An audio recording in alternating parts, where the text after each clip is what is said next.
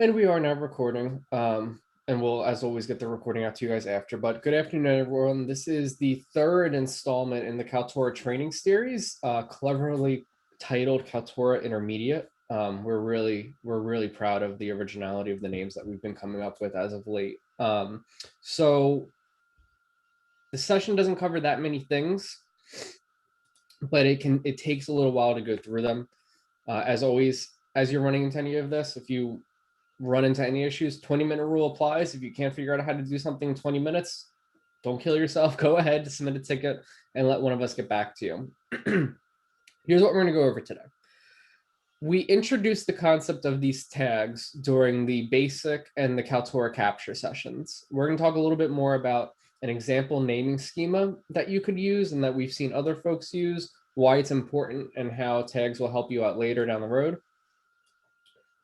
We'll talk about how we can actually very easily customize our video thumbnails, which is pretty cool. If you remember in NJ Vid, you can really easily change the default thumbnail that Illumiere generated for you. That's not the case with Kaltura. It's super easy now. We're going to introduce video playlist, which is a new feature we did not have with the old system that we do now.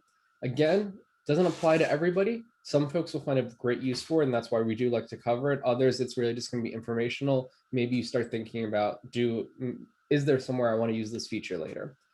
And then what we're going to spend the bulk of the time on is actually on the second half of the session today, and that's doing a very deep dive into the analytics that are available within Kaltura now.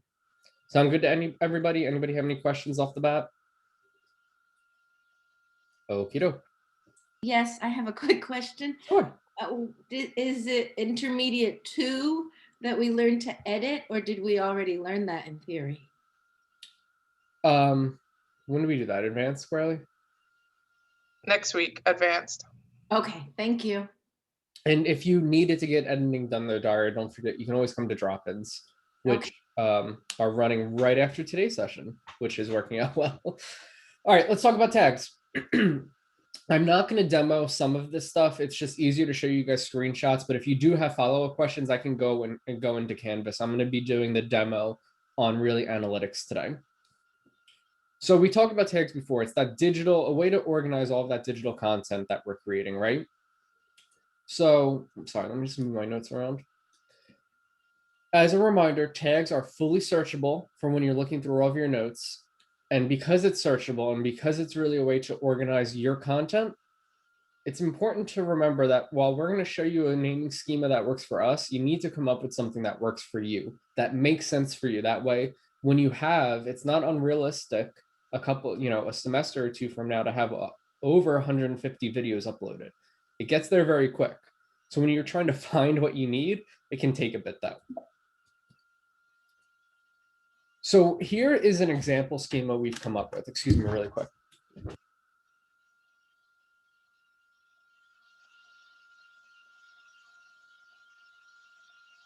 Sorry, my allergies are absolutely killing me today. So an example schema could be incorporating things like your course number, main topics, maybe an actor or the producer of a movie that you're showing, or maybe it's a live capture of one of your lectures that you recorded. Maybe you want to tag it with the semester that you recorded it. That way, when it comes time to update things, you can kind of look and say, okay, show me everything I did in fall of 19. So course number, bio-100, we can use special characters. We can even use phrases. So main topic, standard deviation, producers, and then same thing, semester recorded. Let's talk about where tags come up. In addition to it being fully searchable, like I mentioned before, we can very quickly see tags while we're scrolling throughout our content in My Media. And so whenever we click on My Media, we have these tags appear underneath whether or not the indicator of the video is published or just unlisted or whatever that content might be. And so again, if you notice, it happens to be consistent with these 3 videos that there's only 4 tags.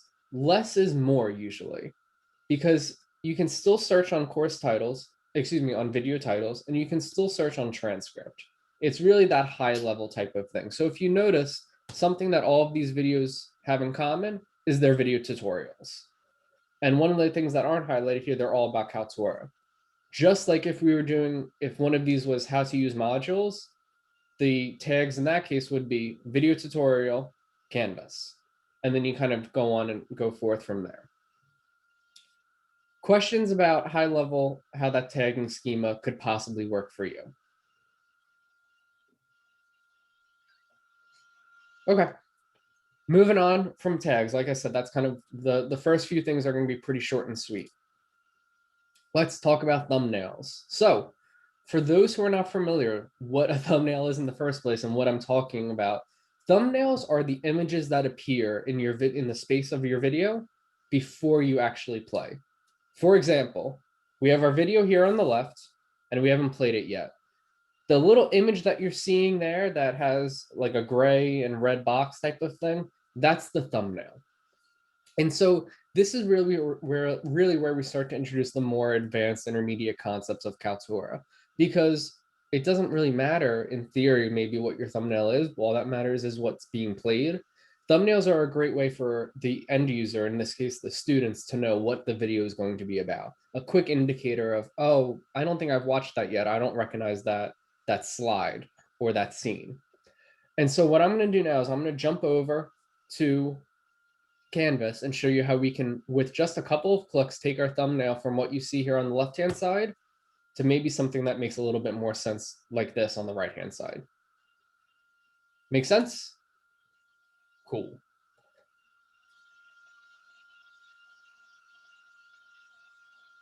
All right, are we seeing Canvas now? Perfect.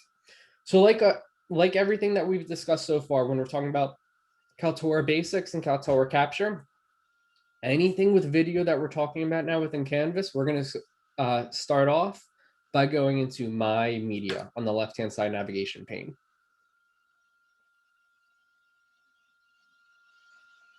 Okay, let's look for a video that maybe we want to switch our thumbnail around for. And this is a perfect example, actually, almost identical to what I showed before. This little thumbnail, this little screen clip is not really helping me understand what this video is about. So let's go ahead. We can go into and click on the little pencil icon to jump right into the editing section of our video. Or as a reminder, if we were to click on the title, we can click on Actions and then Edit. Again, we're looking for our little pencil icon here. Okay, once we get there, we're going to scroll down here before. And again, if you've come to the Kaltura Basics or Capture sessions, this page should look a little familiar to you. This is where we can change the title or the description or even the tags of our videos. But instead of focusing on this page, what we're going to do is we're going to go into a different tab here at the top. And since we're editing our thumbnails, we're going to click on the thumbnail tab. And so what's really cool, if you've used similar platforms to this before, like YouTube, and you want to change your thumbnail, you used to have to go find your image, save your image, and then re-upload it. While you can go that route with Kaltura, you don't have to. I'm going to show you something even easier. What I'm going to do is just start playing my video here on the left. And when I get to a point in the video where I just want to take a little snapshot of this image and put that as my thumbnail, it's super easy. So like I mentioned, this is the image I want to appear on my thumbnail now. So I've paused the video. What I can now do is scroll down a bit here and just click on the capture button with a little camera icon. And by clicking on that once, I have my new thumbnail embedded in the video. And once I'm satisfied with that, we'll go back to details and click on save. So now when I go in to play that video, excuse me, oops. Or when I'm searching throughout my Media repository, I can see that this thumbnail has now been updated. Any questions on what we just did there? Or how that can be done in your courses? Super, again, I know it's like kind of, it seems silly. Why would I want to do this? A lot of the time we hear from folks that want to change the thumbnail because, especially if you're doing a lecture capture, whether it be Kaltura or Illumira, it has this uncanny ability to take the snapshot at a really unflattering point of the video, and it usually is either a view or a student looking ridiculous. So that's a great way we can make that change on the fly. And I see a couple of people laughing because I think it's probably happened to you. Let's dive back in and move on to the next concept. If I can find PowerPoint. All right. We seeing PowerPoint? Cool. And that is chapters. And this is where we're going to spend a little bit more time on now. For those who remember during the Kaltura capturing session, one of the really cool features is if we are, say, going through our lecture via PowerPoint presentation, we can automatically capture these chapters in real time. And so chapters, for those who are not familiar, it's basically a way digitally that we can indicate where are we at this point in time in the video. So in other words, say I have a 15-minute lecture that I've uploaded. The first 5 minutes are about concept A, or just an overview. The next 5 minutes are about concept A, the next 10 minutes about B, and so on and so forth. Maybe students, after they watch it the first time, want to be able to easily go back and review just concept B. Well, by having chapters embedded in our videos, when students go to play the video, they can very easily pull up the chapter list where you can give them a title of what this chapter is about, as well as a short description in the video.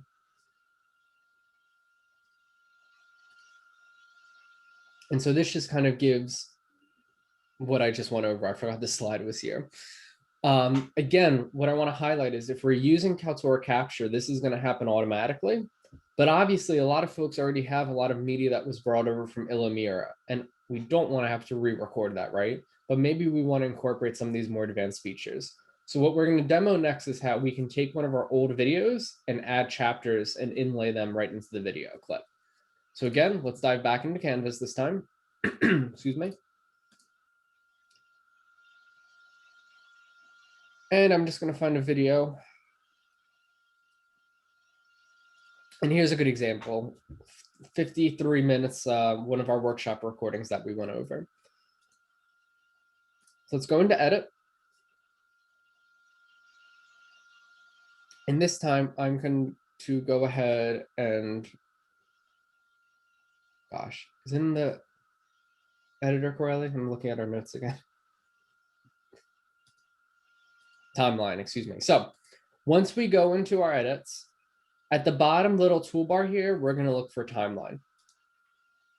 Once we click on timeline, we're going to see how long we'll get a little indication of the timestamps throughout our video clip. And so again, I can go ahead and start playing this video. I can scrub along to different sections of the video. And once I'm satisfied with, say, where I want to go over something, maybe I want to have chapter 1 or our first chapter be the noteworthy features that now appear in Kaltura. I'll pause my video, and then using the little icons on the lower right-hand side, and let me zoom in a bit so you can see, I can click on this little icon that looks like kind of like a bookmark, and when I hover over it, it says create a new chapter. I'll click on that button, and we'll give it the chapter title of Noteworthy Features. And then the description, helpful new features in Kaltura. I'll go ahead and I can save the chapter. And we'll see in our timeline, we have a new icon that appears here of the little bookmark. So that's our visual indicator to know that that is what one of our chapters are. So let's keep going. I'll scrub ahead in this video to another point in the another point.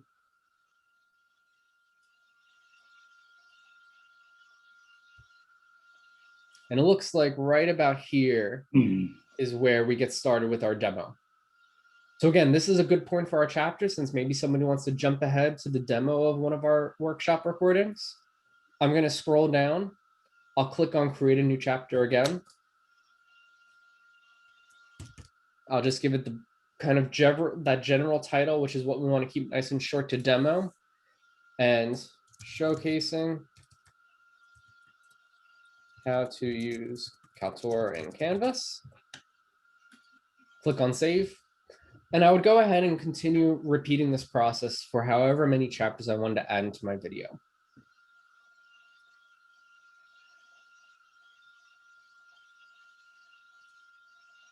Let's go ahead and save. I'm going to zoom out a little bit, and now let's go back to my media. And so here's where I could go and start playing my video now. Now, if we notice, and it might not be coming over crystal clear on Zoom, but in the top left-hand corner, we have this new icon that appears of 3 little lines. And when I click on that, I can now see all of the chapters that I've created for this video. And again, it's only 2 since we're only doing the demo. But if we notice that second one I just created, the demo, we see the title of demo, we see the little description, and watch what happens when I just click on that chapter in my navigation. I jump right to that point in video and time. So again, where our value is for students in this case, if we have maybe a longer presentation or a longer lecture, and it's broken up to either different parts or different topics within the lecture, it's very helpful for students when they go back and maybe rewatch certain concepts and they're trying to find out, well, how did you do that problem? Or what was really the definition of this concept that we're talking about? By using chapters, incorporating chapters, they can very easily just drill ahead and move on to the next concept. Any questions on chaptering? All right. You guys are quiet today. So moving right along, the next concept we're going to be talking about is playlist. And this is the second to last one, the last one right before analytics. So if you're only here for analytics, don't worry, hang in there with me. We're almost talking about analytics. Playlists are just like what they sound like. If you've used YouTube and you've made your own playlist on YouTube, you can now do that for students within Kaltura. The way that we're going to be doing all of our playlist functionality is from the media gallery. And if we look on the left-hand side, I've already enabled the media gallery in my course. But as a reminder, if you have not done this in your course, and by no means isn't mandatory, if you are embedding videos and content pages and adding it to your modules, you don't have to turn on media gallery unless you want to use playlist. And again, it's not something that everybody might want to do. But as a reminder, to turn on media gallery, we'll want to go into our settings. We'll click on that navigation tab at the top ribbon. And you're going to see towards the bottom, media gallery will be here. And you'll just go ahead and drag it on up to your active links like I did here. Like I said, let's go back into media gallery. And this is going to be where we can start to create our playlist.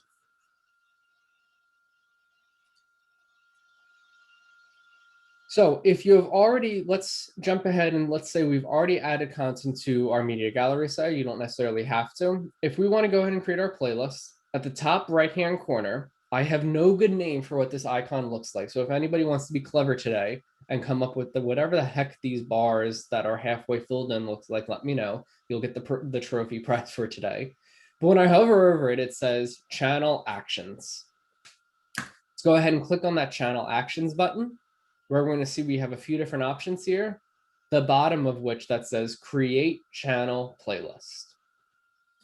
So let's go ahead and create our playlist. And I have a few videos in here on using Kaltura and using Zoom and using Canvas. Let's say I only really want to talk about, let's say I want to create my playlist of using Kaltura. So we'll just call it using Kaltura. If I want to, they're not mandatory, but I could add descriptions. I could even add tags to my playlist if I wanted to. Once you're satisfied with whatever you have here, let's go ahead and click on create.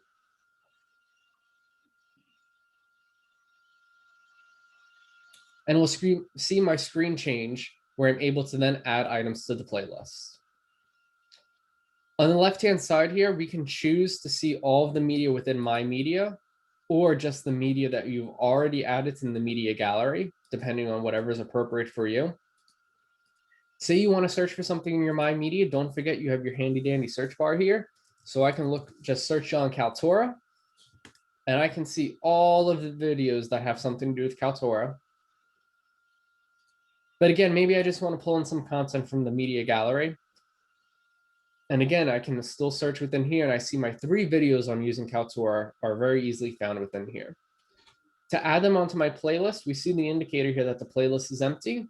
I can just click on the little plus icons, and when I hover over it, I get that little tip saying add this video to the playlist. I'll click on 1, 2, and 3.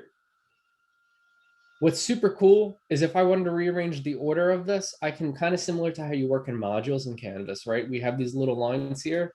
I can just click and drag videos around and put it to where I want it to be.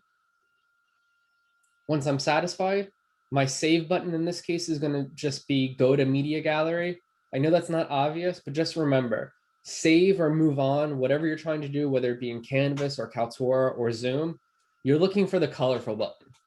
It's usually found in the top right-hand corner or the bottom right-hand corner.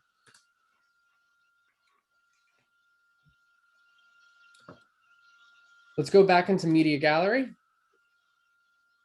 And what's cool now, once this page loads, I can see this new video, this new section of the page appear where I see my new playlist of using Kaltura and my 3 videos that are embedded in the playlist. You might be asking yourself, I have no clue how I would ever use something like this. Why would I use something like this? The short answer is you might not have to. You might not want to or need to. Where we have seen playlists kind of come useful for students is sometimes there's no way around it. You have an hour or an hour and a half lecture that the students need to get through because it's kind of that most important concept. But even though you have that long of content, we really don't want to have an hour and a half video by any means, right? We really want to chunk it into pieces, that 10 to 15 minute piece mark if we benchmark if we can, if not shorter. So instead what we can do is we can have a playlist made up of say 5 videos, 6 videos of all of the content that we need to listen to. And that makes it a little bit easier for the students to chunk and move on. What's really helpful is if students are working on the course throughout, say, the course of a week, by using the playlist and by sectioning it off to where they only have certain areas of the video to have to watch, it just keeps them on track a little bit more rather than get discouraged, get halfway through a video and kind of bow out. By chunking it, it makes it a lot easier, more digestible, and easier for them to stay on track.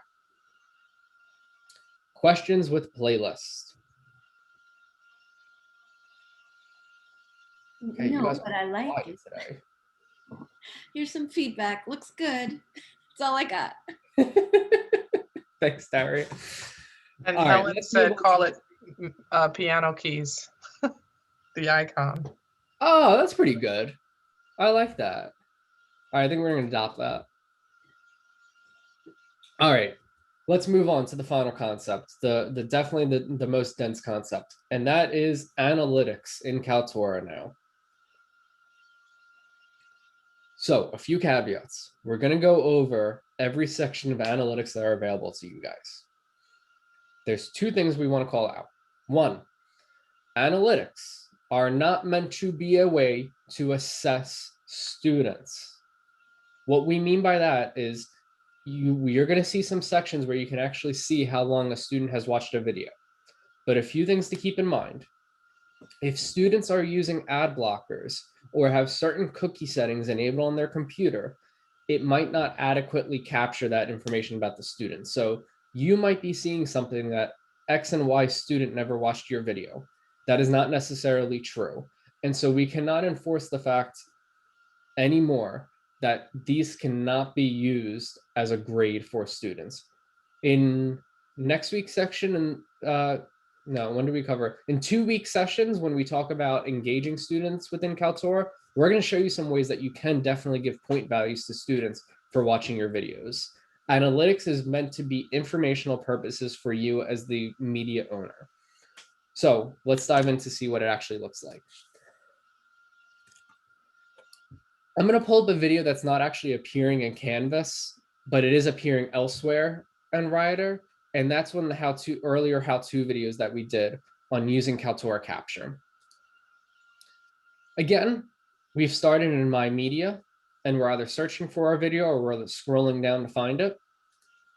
To jump to my video analytics, I can either click on this little bar graph, and when I hover over it, it says View Analytics for Kaltura Capture. Or again, I can click on the pencil icon, go into edit. Oh, excuse me. I can click on the title of the video is what I meant to say. And then under actions, I have launch analytics. So let's start very top of the page and moving down. The first thing we'll notice is I have a filter set by default. Kaltura, I believe, always will set your default to just show me analytics for the last 30 days. Maybe that's appropriate for what you're trying to view. Maybe you want to look at since creation, or maybe you just want to look at who's watched the videos this week, who is engaging in the course in the past 2 days. I can set 7 days, 30 days, 3 months, or specific date ranges as well. But like I mentioned, let's go since inception of the video, which is in December, and hit apply. I can also, when I click on filter out different countries. This is really more for an enterprise level type of thing. You're not going to see anything too interesting here other than the United States and a couple of random countries at times. And I say random because there's not a correlation with where students are watching your video. It really is if students are using this thing called a VPN. And why a lot of people are using VPNs now, it's to kind of just mask your information on the web. That way, if you search up a pair of shoes on Zappos, you don't have ads in your Instagram feed for the next 15 days. More and more students are using that, and a lot of times they'll actually, by default, it changes their location to another country. So all of a sudden, if you start seeing a bunch of video plays in India, that doesn't mean that your students are either moving there or sharing your videos. It just means they're probably using a VPN. But I digress. Anyway, let's get back to top to bottom. We have what I call our pulse check indicators. So how many player impressions we have, how many times the video has actually been played, the amount of unique viewers, and I'm going to talk about why this number can be skewed sometimes, the total minutes that have been viewed, and the average completion rate. Does anybody know what I mean by average completion rate here? No takers? Man, you guys are really, I'm either really boring you guys or... I'll take a guess, John. Is it that they're watched from beginning to end? That is exactly what it is. So when I was saying I have 2 caveats, one of them was about student analytics being funny if they have a pop-up blocker on or something, right?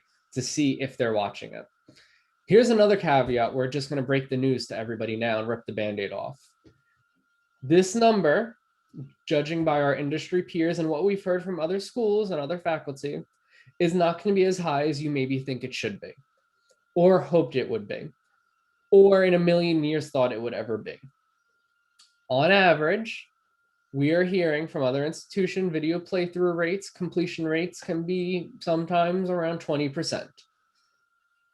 It is what it is type of thing. So just start preparing yourself as you start to dive into analytics that you might see a scary number like that. So as I scroll down, I can even see how many, as the video gets played in a length of time. If you notice, these are kind of like those dial rates for if you're watching maybe a political speech. If you've ever seen The West Wing, they talk about this a lot. Kind of the same concept here. You can see when people are dropping off of your video and when they're maybe doubling back and rewatching the video as well. If I keep scrolling down, I see a button here that says view engagement per user. This is where I can drop down and see a list of all of the students in my course and how much, if they've watched the video, how long, what was the total completion rate? And if they've watched it multiple times, how long are they watching it for every time? So maybe a student is watching the same video 4 times. It's only a 5-minute video. You can see whether or not they're watching the whole thing every time, or maybe only kind of getting through halfway. The names you see here are a little funky right now, the way that we have this particular video signed up, but I wanted you at least to be able to see how it's working. Questions on this screen that we're currently seeing? So Elizabeth just posted one, John, if you see it. No. It's how can you get an accurate completion rate when it doesn't include all the students who might be viewing? That's kind of our point. It's not necessarily giving you that 100% accuracy rate depending on the student's setup at home. And so if you see a scary number like 20%, I'm not going to say that it's not accurate because most students aren't using pop-up blockers or cookie blockers, all of that, it can be skewed though, is kind of where the caveat we're trying to give you. We wouldn't be showing you and talking about analytics if we thought it was useless to you guys. There is value in it. It just, we don't want you using it to hold something over students' heads, really. Does that kind of answer your question, Elizabeth?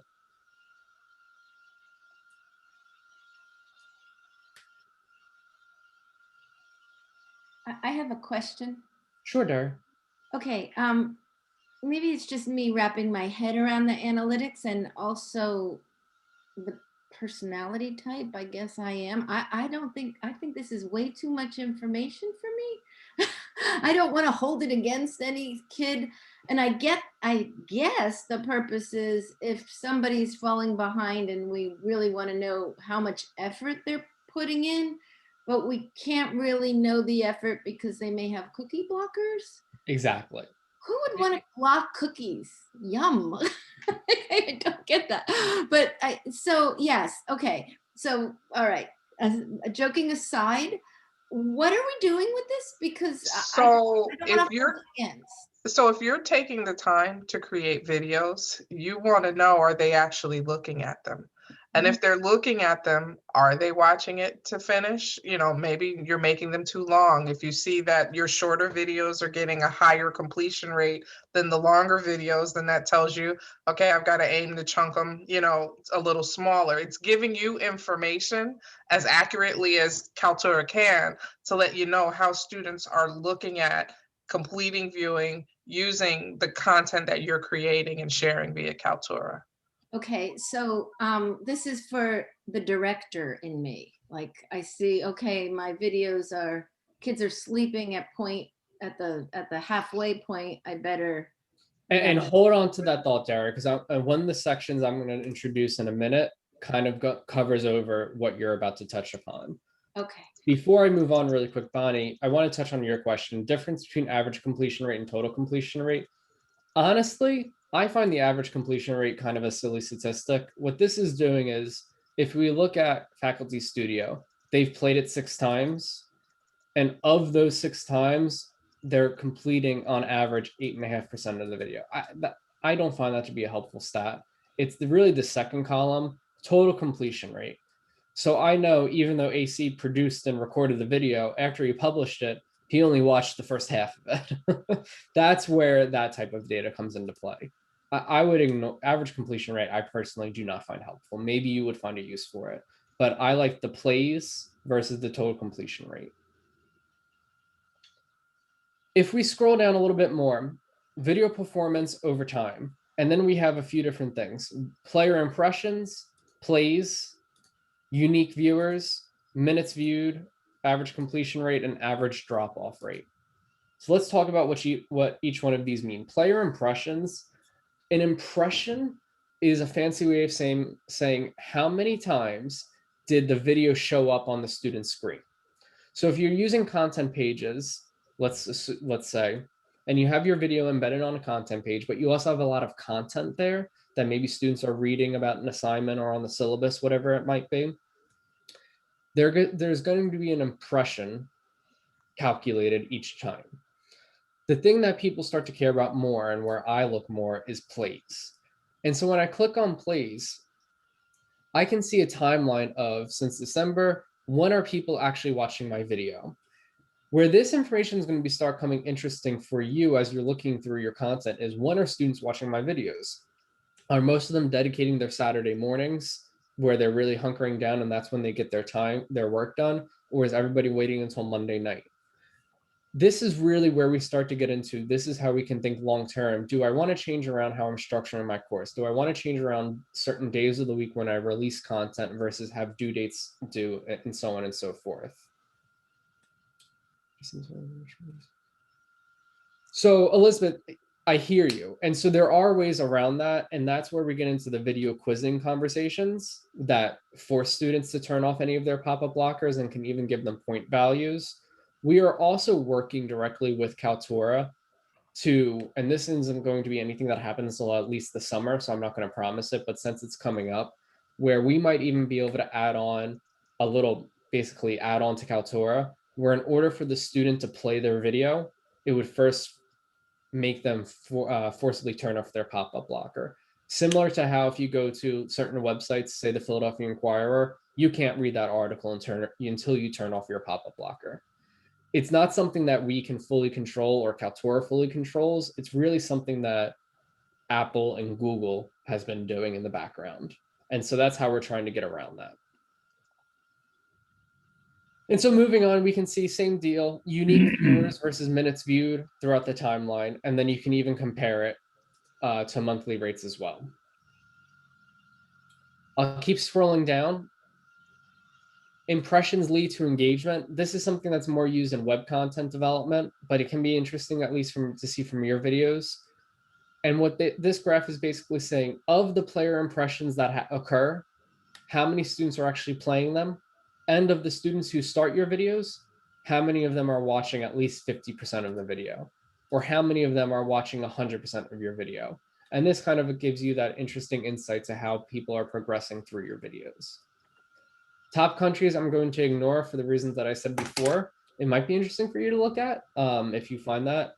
But this information, if anybody is using a VPN and changing their location, that's where that comes into play. You might be asking me, why does top countries exist then in the first place?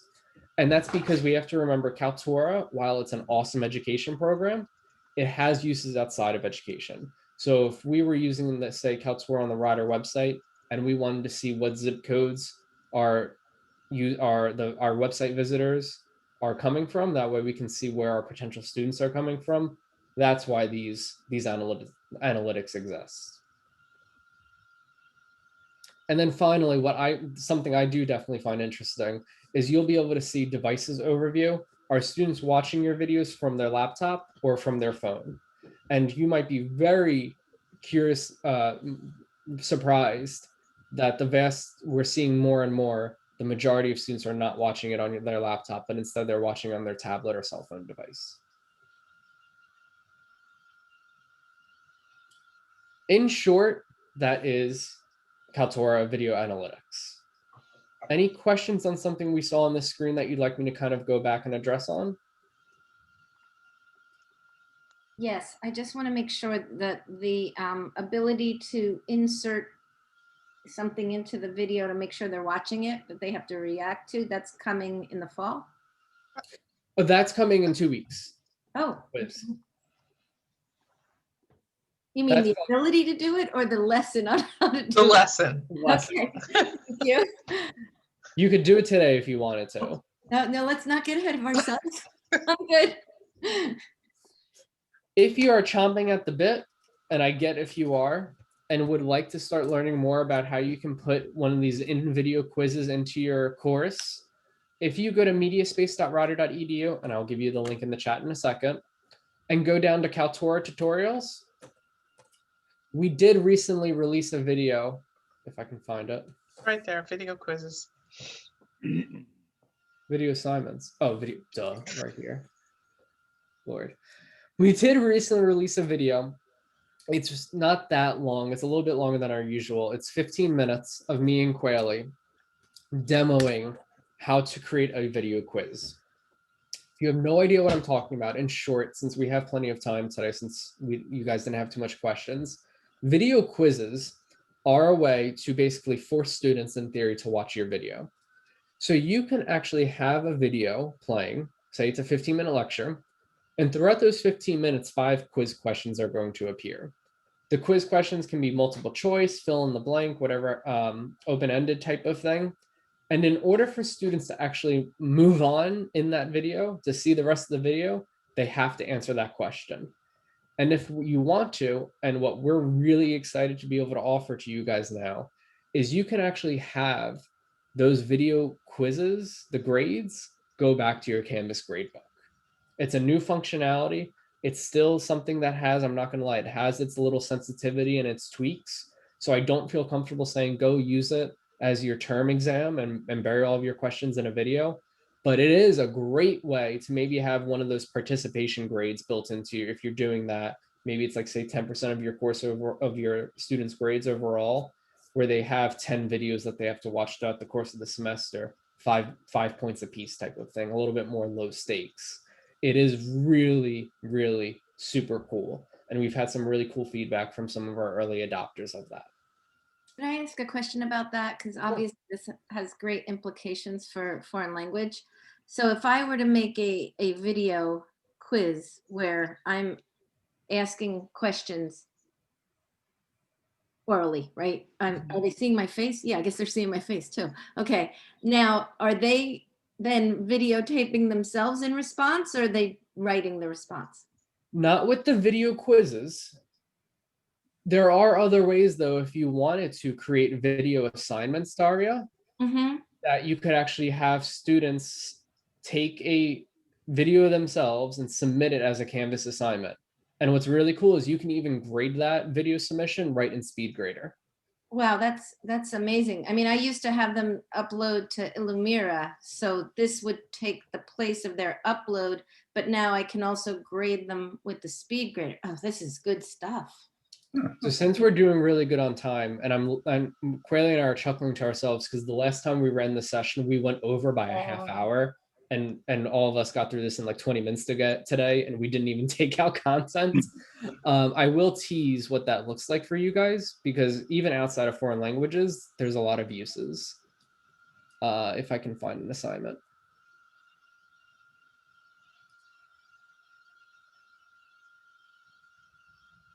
Okay, give me a second. I'll work on this. And while I'm setting this demo up, any other questions so far? Can we ask a question just about anything while we're looking at assignments, or you want us to stay? Why I'm trying to set it up? Absolutely. Okay. Buy me time. So I have just a general Canvas question that some students are reporting this semester, and I'm trying to find which end it's on. Students who submit using Google Docs have been having some difficulty with submitting via Google Docs. So I'm just curious, Turn your video camera back on. Is that something on my end and how I've set up the assignment, or is that something that is not on your end? That is a known Okay. issue that Okay. Canvas is aware of and is working on. And the Okay. solution at this point is for students to download the Google Doc as a Word doc and submit it as a Word doc. So it's Okay. not you. And that happened over the break, right? Because Correct. students have been very Correct. surprised by that. Okay, Correct. thank you. So if we go into student view, oh, I should share my screen again. So this is what the view would be like from the students. They will be able to go into your assignment that you've given them. And right within Canvas, they'll be able to utilize this thing called Kaltura Express Capture, where they will be able to record themselves. I am not sure if, okay, it is going to pull me, where they would be able to record themselves, both video and audio. And so if I can just do a quick 5-second thing, blah, blah, blah, blah, blah. They'll hit stop. We'll save that video. We'll click on use this. Save and embed. It's going to confirm you're trying to submit this media as an assignment to students. Yes, I will.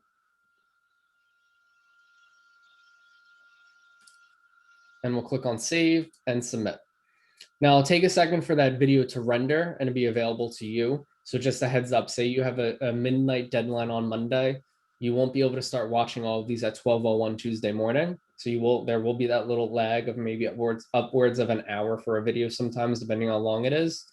But eventually, as the instructor, you'll be able to go back in, go into SpeedGrader,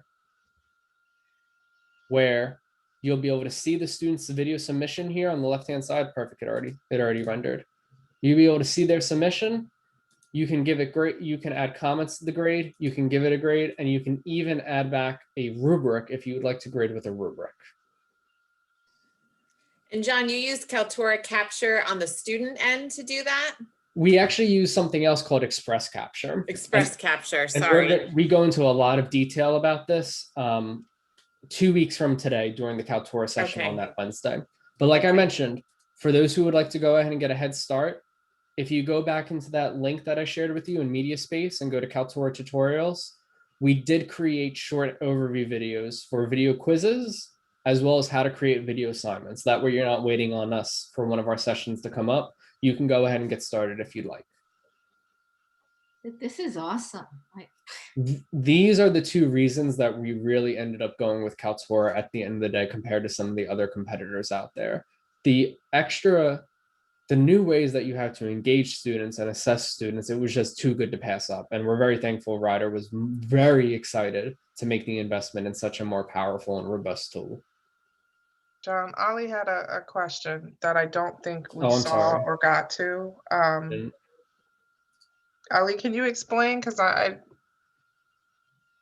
mean, when we lecture like 30 minutes or more than 20 minutes, so instead of making, I mean, splitting the video, if we make the chapters in that lecture. I see what you're saying. Oh, okay. What's better, using chapters or?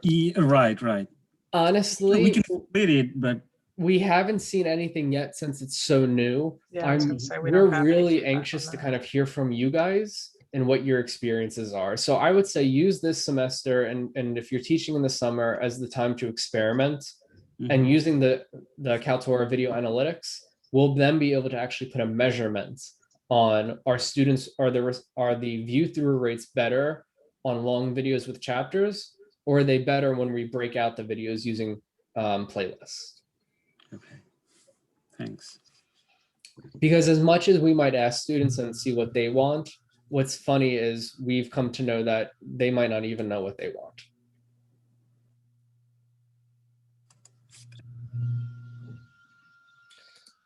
So with that, I'm just going to put up the drop-in hours as always. As you come, we are running drop-ins this afternoon at 2 o'clock today. That's both just anything to do with Kaltura as well as Canvas. And most days, somebody from the help desk is also coming to drop-ins. So if you have just a general computer problem and you do want to stop by drop-ins, chances are we should be able to pair you with somebody that can help you. We're excited that they've been joining as well. But other than that, I don't want to chew up any more of your guys' time. So if there's anything you would like to stick around for, you're more than welcome. If not, have a great afternoon, everyone.